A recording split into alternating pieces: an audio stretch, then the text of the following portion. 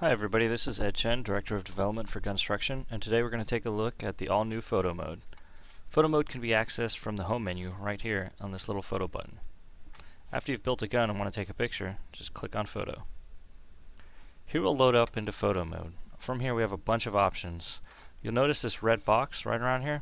This is basically our safe frame area. When you take a screenshot, this is what's going to show up. Anything outside of the red is not going to show up. If you click on camera over here, you can actually change the aspect ratio for this frame. So for instance, 16:9 is what we start with, but if you want to take a picture for Instagram or something that's in a 1:1 format, click on the 1:1. Or if you want to take a desktop wallpaper, try 16:10. In camera we also have the ability to change the field of view.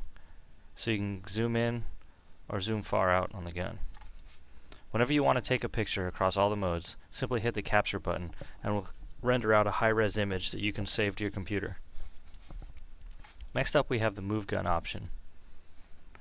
Move Gun enables us to rotate the gun itself simply by clicking Rotate Gun, grabbing the gun, holding left mouse, and moving the mouse. If we wanted to move the gun, we can do the same thing, just by clicking on the gun and moving the mouse. If you don't like the rotation or movement, you can always reset. Also, if you wanted to animate from within here, you can simply click the animation button, which will take us to the standard animation mode, where you can extend a stock or flip down a sight. Once you go back, you're back to photo mode, where you can enter Move Gun again. Explode also blows the gun apart, so you can see its individual pieces if you want to take a screenshot of that. From here, you still have the same functionality where you can rotate the parts. Let's reset that and unexplode it. Next up we have lights. Depending on whether you're on the low-res player or the standard player, you'll have 3 lights in this scene. Here you can control the color of the lights,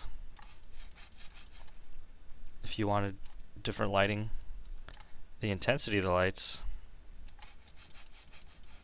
and whether or not the light is on or off. Like I said, there's 3 main lights in the scene, so just by tweaking some of these values, you can start to create some very different looks.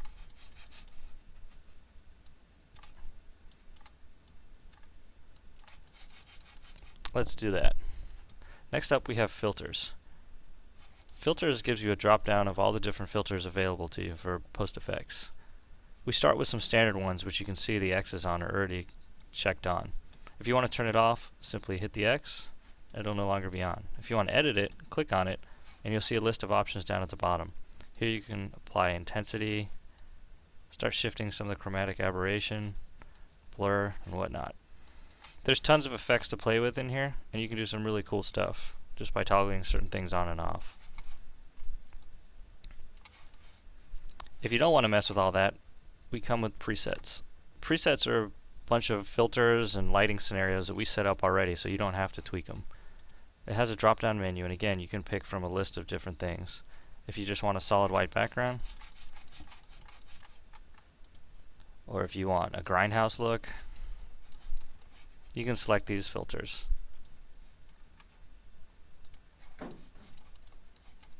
You can also go back into the filters from presets mode and adjust accordingly. So if you have filters that you wanted to start with through a preset, you can also go back and modify individually here. We have a couple different environments also that we've added to GUNSTRUCTION, such as the White Room and the Mountaintop Bunker. You can change these over in Room by simply selecting which room you want to go to. We also have the ability for you to just drop out the room completely and select a background color. This is good if you wanted to Photoshop it into somewhere else or wanted to green screen alpha key out the background. Once you're done, or get a picture that you want to take, simply hit the capture button and we'll pop up an image in your browser that you can save. That about wraps it up for photo mode. Thanks for your time.